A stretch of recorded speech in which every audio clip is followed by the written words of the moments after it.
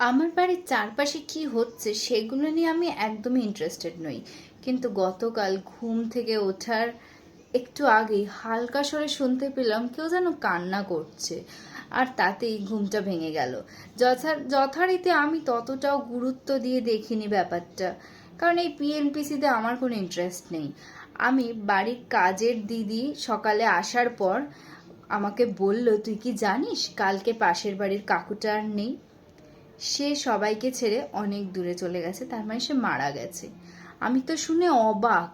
সে যেই লোকটা গতকাল দেখলাম তার দেশের বাড়ি থেকে 6 দিনের মাথায় বাড়ি ফিরছে সুস্থ সবলভাবে বিকেলের দিকে, তখন তাকে দেখলাম সে সুস্থ, কিন্তু বিকেল 4টে থেকে ভোর 4টে, মানে টোটালি 12 ঘন্টার ডিফারেন্সের মধ্যে সেই মানুষটা পৃথিবী থেকে হঠাৎ চলে গেল।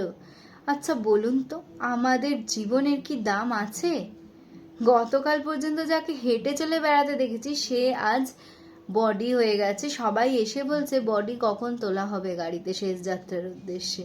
এই তো আমাদের জীবনের ভ্যালু, এটাই আমাদের কি বলবো আনপ্রেডিক্টেবল জীবন, যেটা আমরা যেভাবে ভাবি জীবনটা সেভাবে কখনোই চলে না। ভগবান আমাদের জন্য বা জীবন আমাদের জন্য অন্য কিছু ভেবে রেখেছে, তাই না বন্ধুরা?